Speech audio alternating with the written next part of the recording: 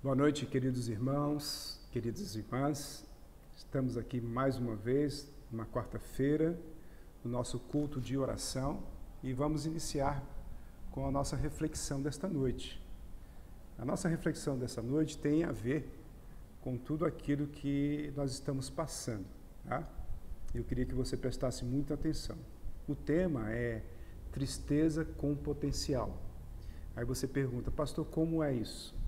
Como a gente pode achar alguma coisa de bom, alguma coisa boa na tristeza?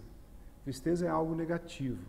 Como é que há potencial para isso? Como é que a gente entende isso? É para isso que a palavra de Deus é escrita, foi escrita, né? Deus não esconde dela os sentimentos, não esconde dela, não esconde os seus personagens que fizeram coisas erradas, que foram tristes, porque o livro faz parte, todos os livros que compõem a Bíblia, faz parte da vida do homem, né? em relação ao Criador. Então é por isso que nós podemos observar nas coisas negativas que tem na Bíblia para tirar proveitos positivos. Então é para isso. Então nada mais justo do que a gente escolher um livro que comece com tristeza, né?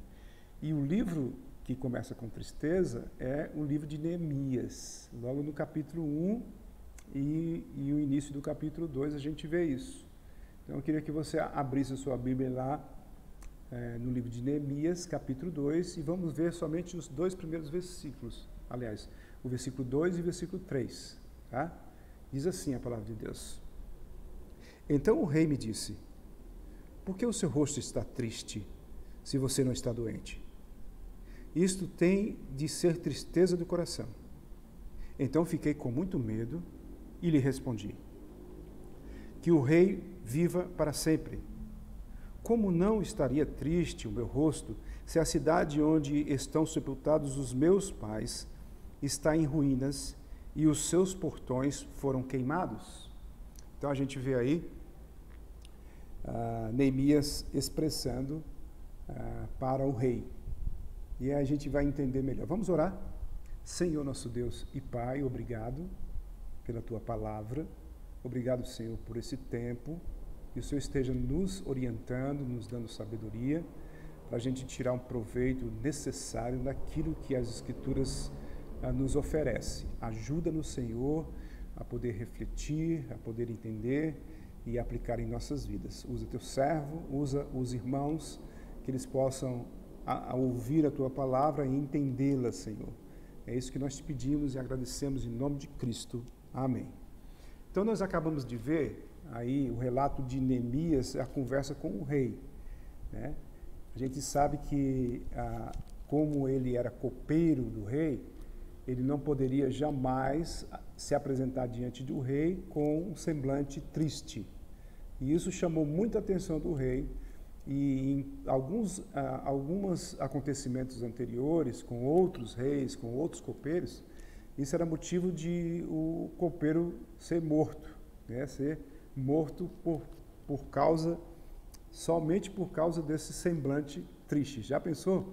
Isso era algo que era muito difícil para os copeiros nesse sentido. Então, por isso que Neemias demonstra medo diante do rei, tá?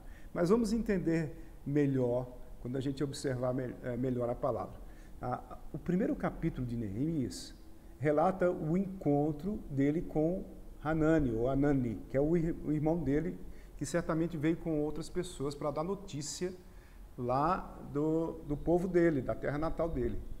Então, Hanani relata tudo aquilo que Neemias queria saber acerca das pessoas, das coisas que estavam acontecendo lá na sua terra natal. Como estavam os judeus que haviam escapado do exílio. Nós sabemos que muitos foram levados para o exílio, né? Para o exílio a gente vê 10 mil jovens, né? Lá no livro de Daniel, 10 mil jovens foram levados cativos, e houve outros ataques, e foram levados mais um tanto de gente, e a gente vê que uma boa parte ficaram ali e escaparam do exílio, tá? E essas pessoas continuaram a viver lá durante esses 70 anos em que o povo foi exilado lá na Babilônia, eles ficaram lá vivendo as suas vidas. E o Neemias queria saber como é que estavam eles lá. E a gente vê isso, né, no capítulo 1, versículo 3. Somente no versículo 3, olha lá. Voltando aí no capítulo 1, versículo 3, olha lá o que diz. Diz assim: e eles me responderam, a resposta da pergunta que ele fez.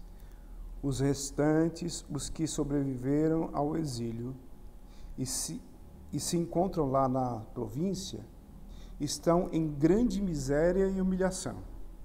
As muralhas de Jerusalém continuam em ruínas e os seus portões foram destruídos pelo fogo. Então, com essa resposta, qualquer um de nós que estivéssemos em outro lugar e soubéssemos da nossa cidade natal, ou o lugar onde você amava viver, você vivia na sua infância, você ficaria triste, não é verdade? Então, não foi diferente com Neemias.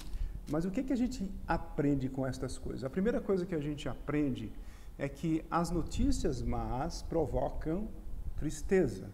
Isso é natural. Então, eu recebo notícias más e isso provoca tristeza. Isso provocou grande tristeza em Neemias. E ele se quebrantou e chorou. Nós vemos isso na palavra. Do mesmo modo que Neemias, vivemos tempos que não faltam más notícias. E aí a gente vê isso claramente nos nossos dias. Todos os dias chegando más notícias, uma atrás das outras. Notícias na saúde, más notícias na saúde, más notícias na política e conjecturas de notícias na economia. Então, notícias na saúde, nós sabemos o problema da pandemia, pessoas morrendo, entes queridos da gente, conhecidos da gente que estão internados, que estão passando por grandes dificuldades. Nós vemos a política aí, a briga de poderes, né? Ministros, governadores, prefeitos, sem saber o que fazer, corrupção até. Na economia, as conjecturas, como que vai acontecer, se continuar assim, nós entraremos num caos financeiro, e aí?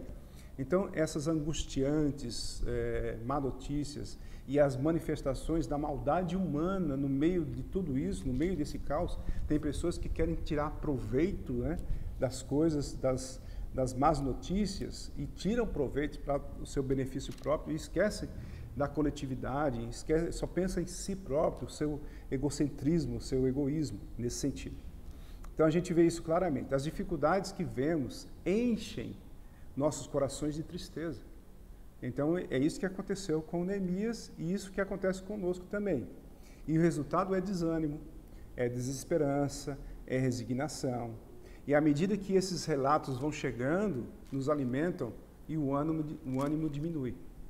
Então o que a gente aprende em relação a tudo isso? O que a gente pode entender em relação a tudo isso? A segunda coisa que a gente pode ver aí, é que essas notícias provocam atitudes, ou atitude. E aí a gente vê aí no livro de Neemias. O que nos diferencia de Neemias é que ele não permaneceu desanimado.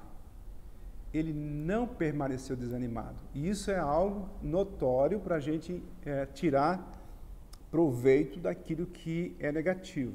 Tá? Ele não permaneceu desanimado, porque sua tristeza o fez entrar na presença de Deus. A primeira atitude que nós devemos ter é de entrar na presença de Deus. Às vezes, em circunstâncias difíceis, nós queremos resolver o mais rápido possível com as nossas próprias forças, a nossa própria inteligência, e a gente atropela aquilo que deveria ser feito. Olha, tá certo, num caos repentino acontece, por exemplo, como um tsunami, imagina todos ali correndo, fugindo e sendo tragados pelas águas, ou aqueles que estavam escapando em algum lugar pendurado e tudo. A gente viu isso nos filmes, né? Para a gente ter uma ideia. Então, houve soluções imediatas, mas nós precisamos, como cristãos, precisamos buscar a presença de Deus. derramar a nossa angústia diante do trono de Deus. Então, ele compartilha a sua dor e coloca no coração fazer algo para a solução ou solucionar o problema. É isso que a gente tem que fazer. Precisamos inserir essa resposta em nosso viver de cada dia. Eu preciso sempre buscar Deus para que Deus me oriente nos momentos difíceis, circunstâncias difíceis, como eu devo agir. E Deus faz isso conosco. Ele nos dá sabedoria para isso. Ele desperta o interesse das pessoas em se unirem para tomarem uma solução e não ficar se lastimando pelas notícias que vão chegando, que vão se acumulando em nossas mentes. A tristeza serve, aí nesse sentido, de meio para algo produtivo acontecer em um novo projeto de Deus. E aqui que a gente aprende mais. A gente aprende que o que vemos e ouvimos deve ser um incentivo para buscarmos a presença do Pai Celestial. Além disso, ele tem a perspectiva correta de todas as coisas. Ele sabe muito bem qual é o caminho que nós devemos seguir. Ele pode nos dar orientações específicas sobre a nossa situação. Não precisamos mais fixar nos problemas, mas sim na solução. Hoje, o nosso continente, queridos, o nosso continente precisa de despertamento de pessoas, desesperadamente, de pessoas que tragam soluções. A gente precisa de soluções. E a terceira coisa que a gente vê aqui nessa passagem é que os problemas, a tristeza que chega até nós provoca confiança. Como assim? Vamos ver Neemias, lá no capítulo 2, a partir do versículo 4. Nós lemos o 2 e o 3, agora nós vamos ler do 4 a 10. Olha lá o que diz Neemias, a partir do versículo, Neemias capítulo 2, a partir do versículo 4. Olha lá, diz assim: o rei me disse, o que você me pede agora? O que você me pede agora? Então orei ao Deus dos céus e disse ao rei: se for do agrado do rei, e se este seu servo encontrou favor em sua presença, peço que o rei me envie ajudar a cidade onde estão os túmulos dos meus pais, para que eu a reconstrua. Então o rei, que tinha a rainha, segundo a rainha sentada, aliás, ao seu lado, me perguntou: quanto vai durar a sua ausência? Quando você voltará? Marquei certo prazo e o rei se deu por satisfeito e me deixou ir. Eu ainda disse ao rei: se for do agrado do rei, que ele me dê cartas para os governadores da região do outro lado do Eufrates, para que me permita passar e entrar em Judá, e também uma carta para Asaf, guarda das florestas do rei, para que me dê madeiras para as vigas dos portões da cidadela do templo, para as muralhas da cidade e para a casa em que deverei me alojar. E o rei me deu o que eu pedi, porque a mão bondosa do meu Deus estava sobre mim. Então fui aos governadores da região do outro lado do Eufrates e lhes entreguei as cartas do rei. Ora, o rei tinha enviado comigo oficiais do exército e cavalheiros. Mas Sambalate, o Horonita, e Tobias, o servo amonita, ficaram sabendo disso e não lhes agradou nem um pouco que alguém estivesse interessado no bem dos filhos de Israel. Esse relato é importante porque isso mostra que a tristeza provocou em Neemias uma confiança. Ele viu Deus abrindo as portas, ele viu Deus agindo através dele e fazendo com que tudo ocorresse da melhor forma possível. Lá no final, ali antes dele começar a reconstrução dos muros e tal, ele já encontrou algum outro obstáculo. Isso é outra história que a gente pode ver depois em outra preleção. Mas é importante que você observe que a tristeza pode ter um potencial. O negativo pode trazer algo positivo para a gente, desde que a gente encare isso como algo importante para a gente achar soluções e não ficar lastimando pelas notícias más que chegam constantemente em nossas vidas. Então, nesse sentido, eu queria que você encerrasse, e que nós pudéssemos encerrar com Salmo 55, versículo 22. Abram suas Bíblias aí em Salmo 55, versículo 22. O que diz lá? Diz assim, a palavra do nosso Deus: lance os seus cuidados sobre o Senhor, e Ele os susterá. Jamais permitirá que o justo seja abalado. Claramente, tanto o salmista como Neemias viu e reconheceu o poder de Deus na vida deles, apesar das circunstâncias difíceis. Que Deus esteja abençoando a sua vida, a minha vida, para que a gente possa tomar decisões corretas, atitudes corretas, ter confiança no nosso Deus para resolver, para solucionar os problemas que aparecem em nossas vidas. Que Deus os abençoe.